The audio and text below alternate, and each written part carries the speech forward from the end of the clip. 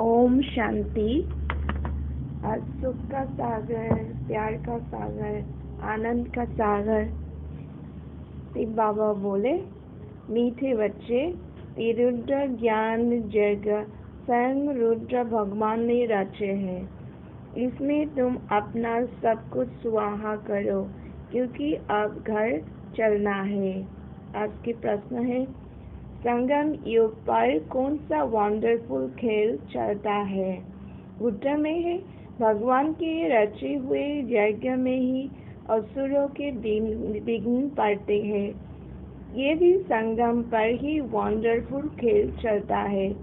ऐसा यज्ञ फिर सारे कल्प में नहीं रचा जाता। ये है राजस्व अश्वमेध यज्ञ, राजस्व स्वराज्य पाने के लिए। इसमें ही विघ्न पड़ते हैं। ओम शांति। तुम कहाँ बैठे हो? इनको स्कूल अथवा यूनिवर्सिटी भी कह सकते हो। विश्वविद्यालय है, क्योंकि इसलिए ब्रांचेज है। बाप ने बड़े से बड़े यूनिवर्सिटी खोली है। शास्त्र में रुद्र यज्ञ नाम लिख दिया है। इस समय तुम बच्चे जानते हो, शिव बाबा ने ये पाठशाला अथवा यूनिवर्सिटी खोली है। उच्च से उच्च बाप पढ़ाते हैं। ये तो बच्चों की बुद्धि में याद रहना चाहिए। भगवान हमको पढ़ाते हैं। उनका ये जगह रचा हुआ है। इनका नाम भी वाला है, राजस्व अश्वमेध रुद्र ज्ञान जगह। राजस्व अथवा स्वराज्य के लिए। अश्वमेध, ये जो कुछ भी देखने में आता है उन सबको स्वाहा कर रहे हो। शरीर भी स्वाहा हो जाता है। आत्मा तो स्वाहा हो नहीं सकती। सब शरीर स्वाहा हो जाएंगी, बाकी आत्माएं वापिस भागेगी। वो है संगम योग। ये है संगम योग। बहुत आत्माएं भागेगी, बाकी शरीर खत्म हो जाएगी। ये है सब ड्रामा। तुम ड्रामा के बस चल रहे हो। बात कहते हैं, इनमें राजस्व यज्ञ रचा है। ये भी ड्रामा प्लान अनुसार रचा गया है। ऐसे नहीं कहेंगे कि मैंने यज्ञ रचा।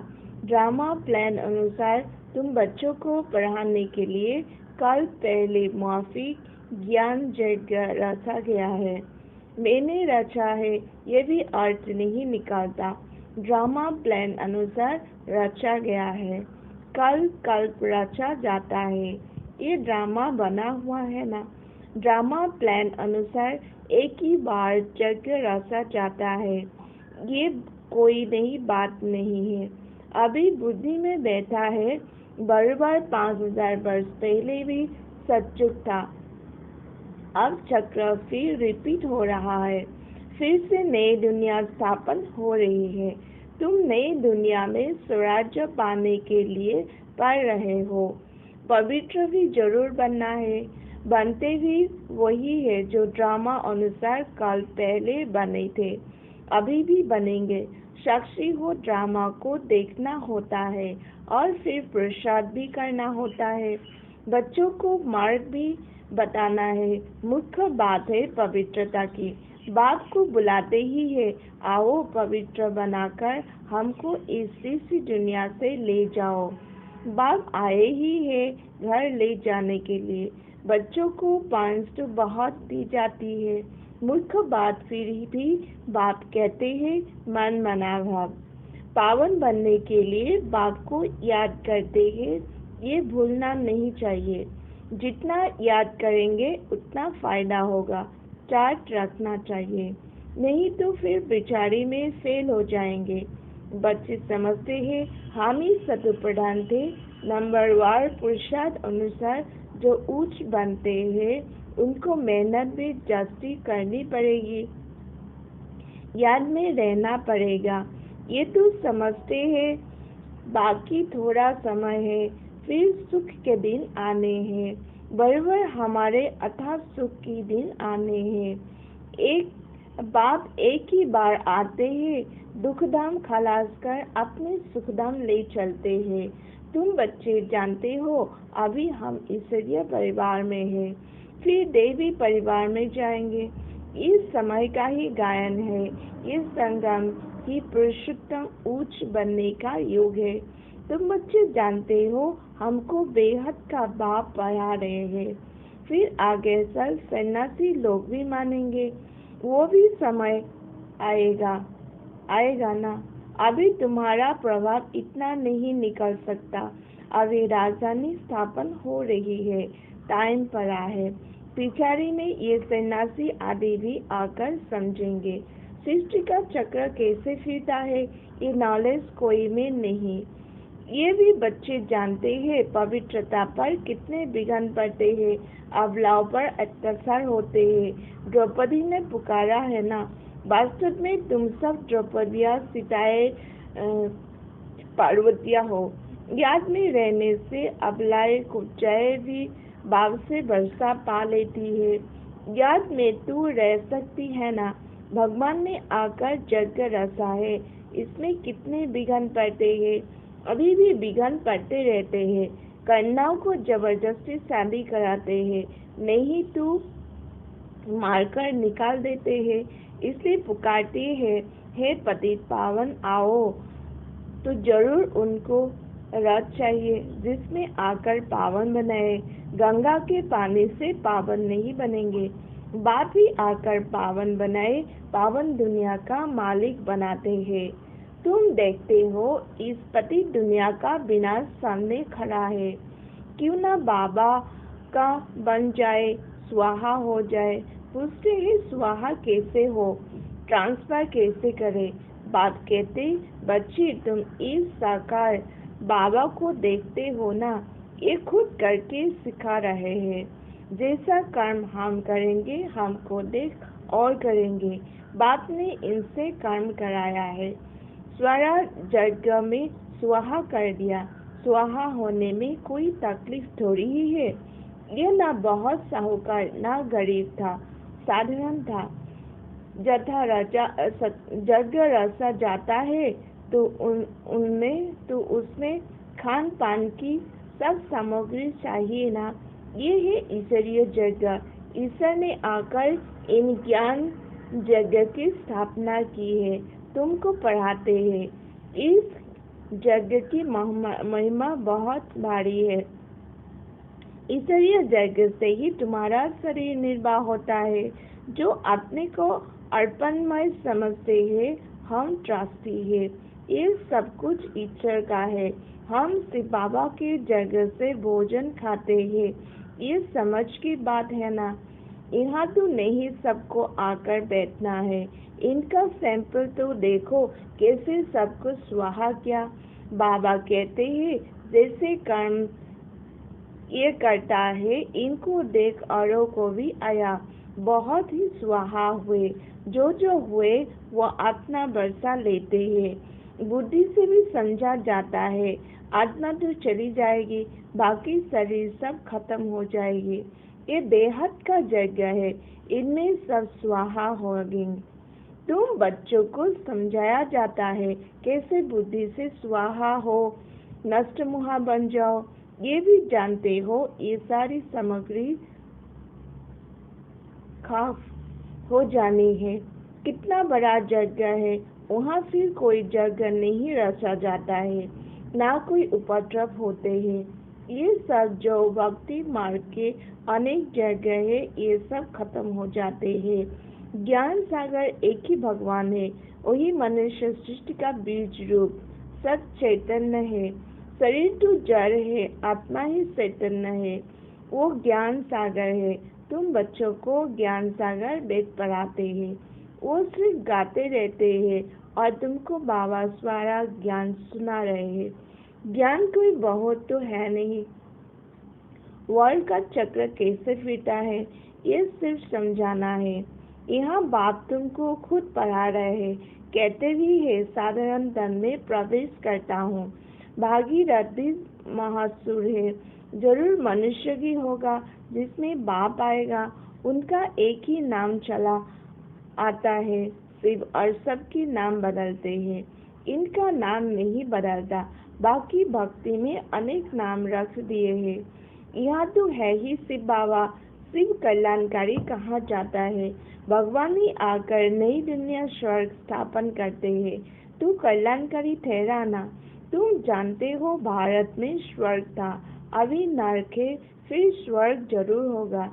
इसको कहा जाता है पुरुषोत्तम संगम योग। जबकि बाप खिवैयाबन तुमको इस पार से उस पार ले जाते हैं।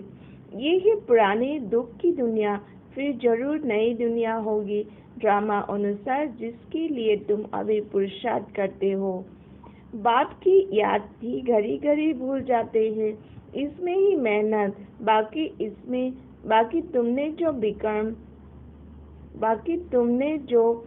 तुमसे जो विकर्म हुई है, उनकी सजा कर्म भोग के रूप में भोगनी ही पड़ती है। कर्म भोग अंत तक भोगना ही है, उसमें माफी नहीं मिल सकती। ऐसे नहीं बाबा क्षमा करो, कुछ भी नहीं, ड्रामा अनुसार सब होता है, क्षमा आदि होती ही नहीं। हिसाब किताब चुप तो करना ही है। तमो प्रधान से सत्व प्रधान बनना है। इसके लिए श्रीमत भी मिलती है।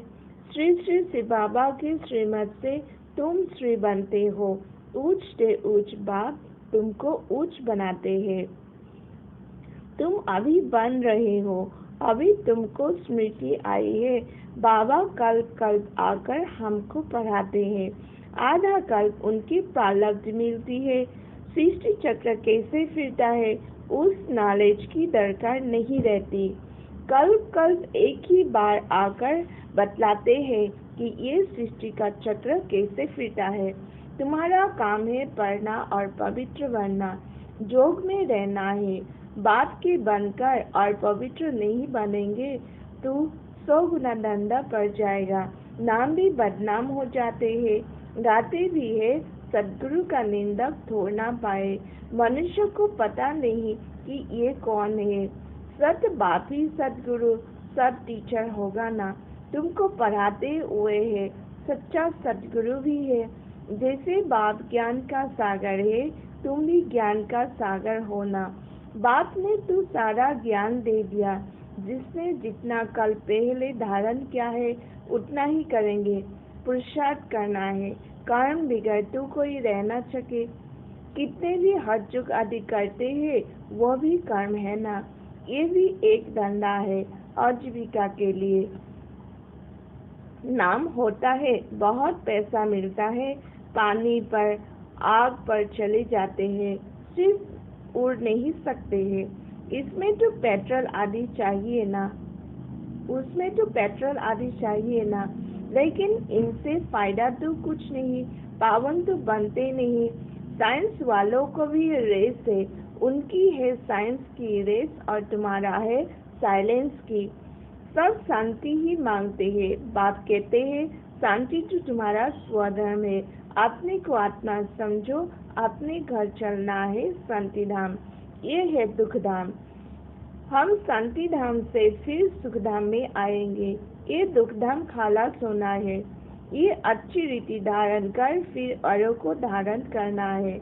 बाकी थोड़े रोज वो पढ़ाई पढ़कर फिर शरीर निर्वाह और माथा मारना पड़ता है।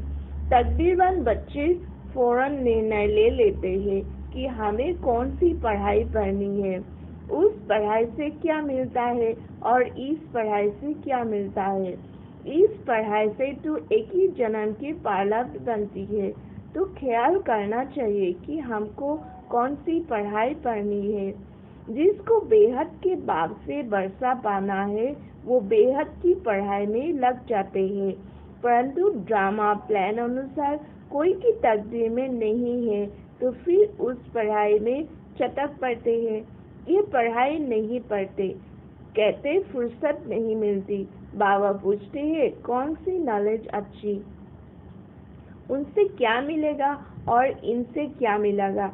कहता है बाबा जिस्मानी पढ़ाई से क्या मिलेगा, थोड़ा करके कमाएंगे। यहाँ तो भगवान पढ़ाते हैं, हमको तो पढ़कर राजाई पद पाना है।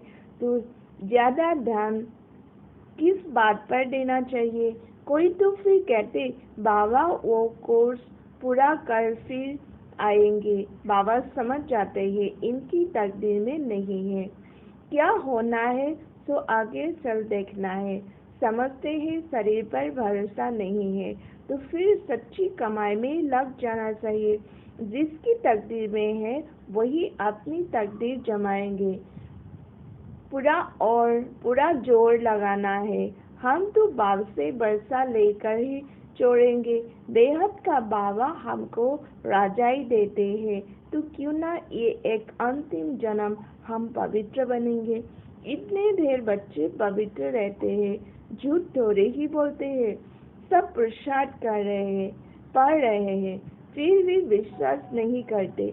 बेहद का बाप आते ही तब है जब पुरानी दुनिया को नई बनाना होता है। पुरानी दुनिया का विनाश तो सामने खड़ा है, ये बहुत क्लियर है।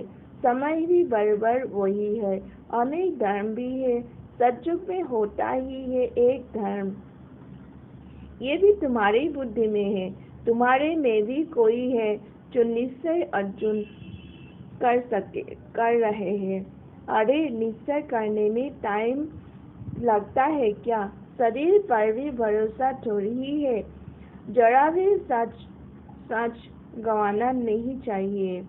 किसी की तकदीर में नहीं है तो जरा भी बुद्धि में आता नहीं है।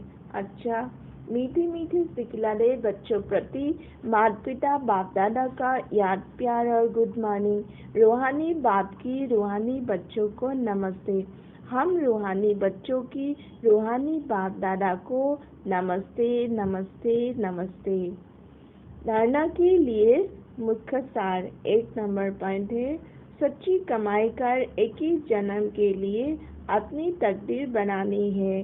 शरीर पर कोई भरोसा नहीं है, इसलिए जरा भी सांस नहीं गंवाना है। 2 नंबर पॉइंट है, नष्ट मुहा बनकर अपना सब कुछ रुद्र यज्ञ में स्वाहा करना है। अपने को अर्पण कर ट्रस्टी हो संभालना है। साकार बाप को फॉलो करना है। आज की वरदान है, ग्लानि करने वालों को भी गुण माला पहनाने वाले इष्ट देव महान आत्मा भव। ग्लानि करने वालों को भी गुण माला पहनाने वाले इष्ट देव महान आत्मा भव। जैसे आजकल आप विशेष आत्माओं का स्वागत करते समय कोई गले में स्थूल माला डालते हो तो आप डालने वाले की गले में रिटर्न कर देते हो। ऐसे ग्लानि करने वालों को भी आप गुण माला पहनाओ तो वो स्वतः ही आपकी गुण माला रिटर्न करेंगे, क्योंकि ग्लानि करने वालों को गुण माला पहनाना अर्थात जन्म जन्म के लिए वक्त निश्चित कर देना है। ये देना ही अनेक बार का लेना हो जाता है। यही विशेषता इष्ट देव महान आत्मा बना देती है। आज की स्लोगन है, अपनी मनसा वृत्ति सदा अच्छी पावरफुल बनाओ तो खराब भी अच्छा हो जाएगा। अपनी मनसा वृत्ति सदा अच्छी पावरफुल बनाओ तो खराब भी अच्छा हो जाएगा। ओम शांति।